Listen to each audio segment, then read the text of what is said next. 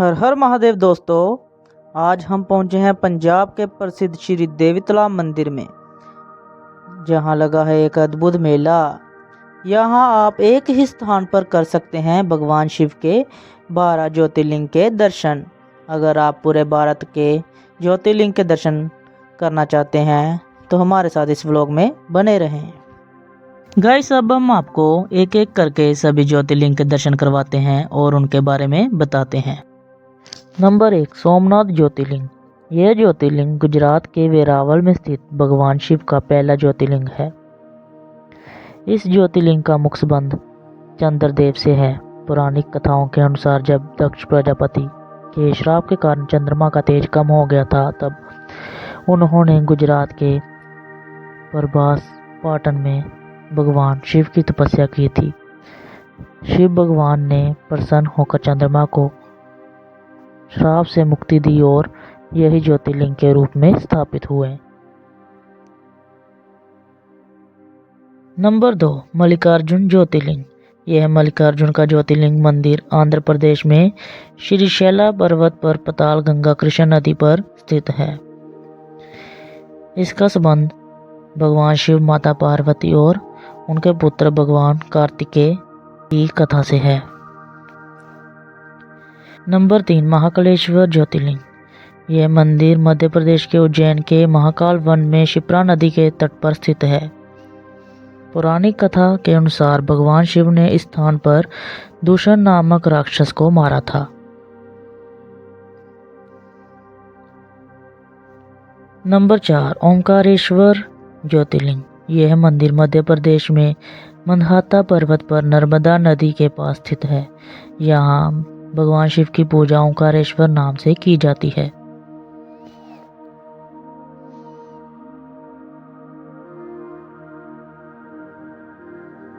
Number 5, Vaidyanath ज्योतिर्लिंग। यह मंदिर बिहार के संथल परगना क्षेत्र में प्राचीन तीर्थस्थल देवगढ़ में स्थित है। रावण द्वारा शिव की कठोर तपस्या की कथा इस ज्योतिर्लिंग से जुड़ी है।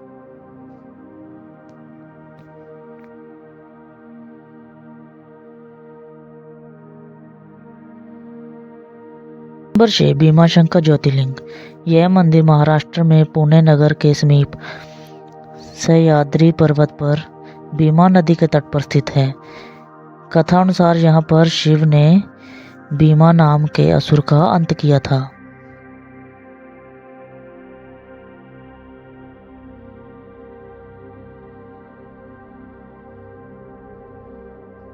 नंबर 7, रामेश्वरम ज्योतिर्लिंग।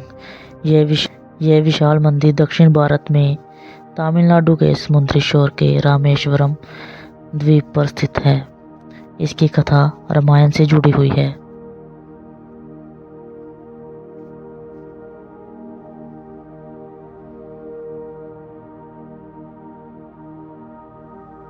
नंबर 8, नागेश्वर ज्योतिर्लिंग। नागेश्वर ज्योतिर्लिंग का यह मंदिर सौराष्ट्र गुजरात में द्वारका के तट पर स्थित है। कथा अनुसार नागेश्वर महादेव सर्व विषयों से रक्षा करते हैं। नंबर 9, विश्वनाथ ज्योतिर्लिंग। यह मंदिर उत्तर प्रदेश के वाराणसी नगर में गंगा तट पर स्थित है। कथा अनुसार यहाँ से पहला ज्योतिर्लिंग एक प्रकाश स्तंभ के रूप में धरती से निकलकर आकाश की ओर गया था।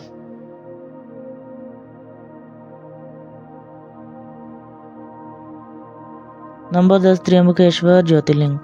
यह मंदिर नासिक महाराष्ट्र में ब्रह्मगिरी पर्वत के नीचे गोदावरी नदी के स्रोत के निकट स्थित है। गौतम मुनि, गंगा, ब्रह्मा और विष्णु से संबंधित कई पौराणिक कथाएं इससे जुड़ी हुई हैं।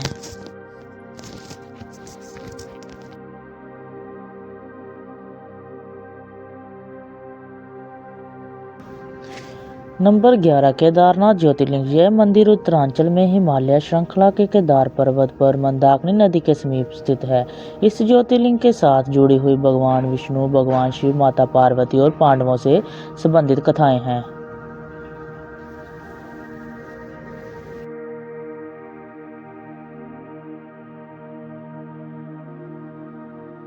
नंबर 12, कृष्णेश्वर ज्योतिर्लिंग। यह प्राचीन मंदिर महाराष्ट्र में औरंगाबाद के पास स्थित है।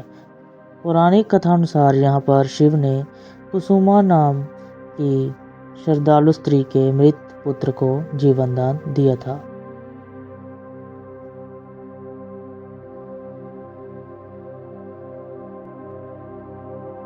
आपने देखा पीछे 12 ज्योतिर्लिंगम दर्शन में आपने एक बिंदी रूप जरूर देखा है। आपने तीन लकीरें देखी, उसमें बिंदी देखी है। तो इसमें यही बात क्लियर बता दी गई है, परम पिता शिव परमात्मा कौन है? एक बिंदी, एक सितारा, एक लाइट है, एक प्रकाश है।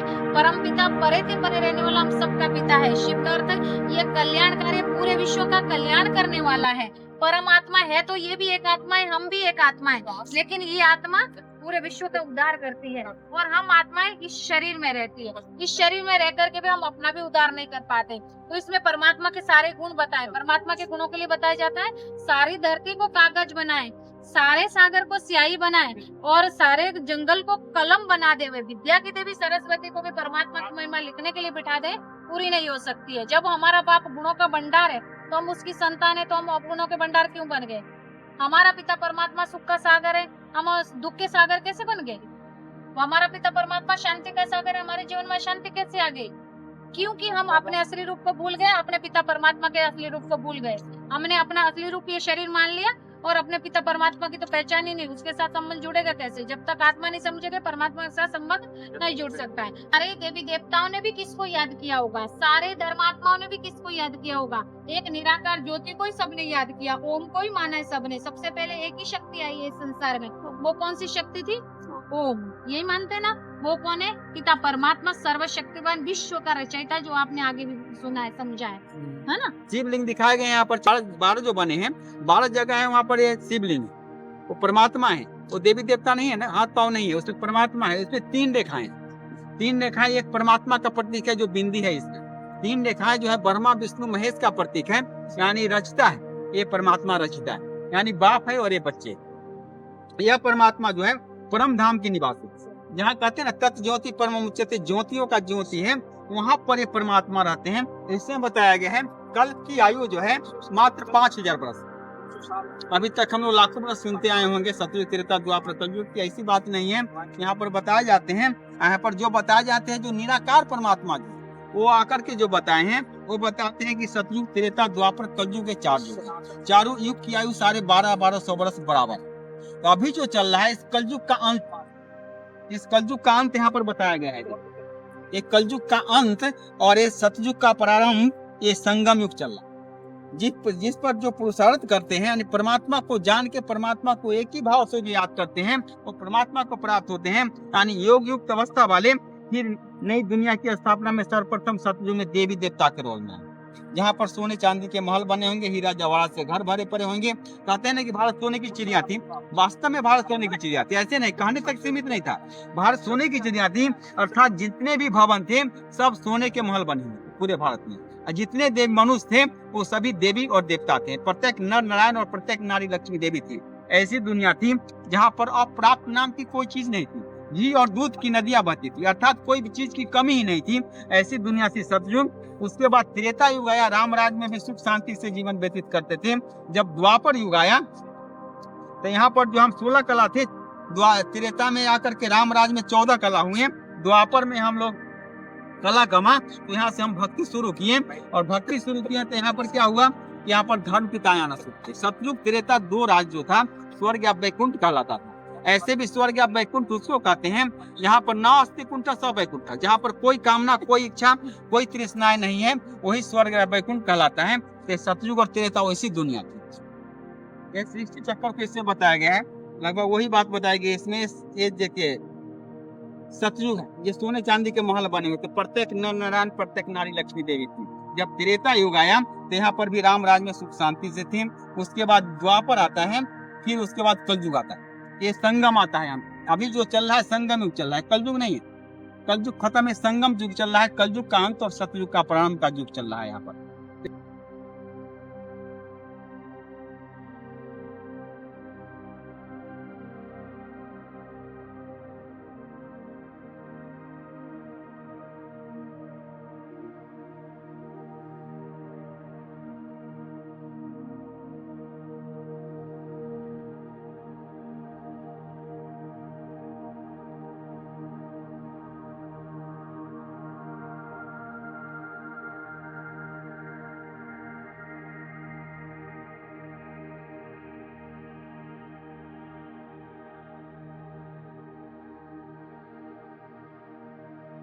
गाइस ये जो देख रहे हैं आप, ये ध्यान कक्ष है।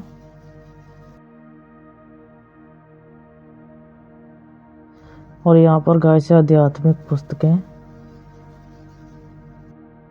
हर हर महादेव। अगर आपको ब्लॉग अच्छा लगा लाइक करें, कमेंट करें, शेयर करें, चैनल को सब्सक्राइब करें। मिलते हैं अगले नए ब्लॉग में। जय भोलेनाथ, हर हर महादेव।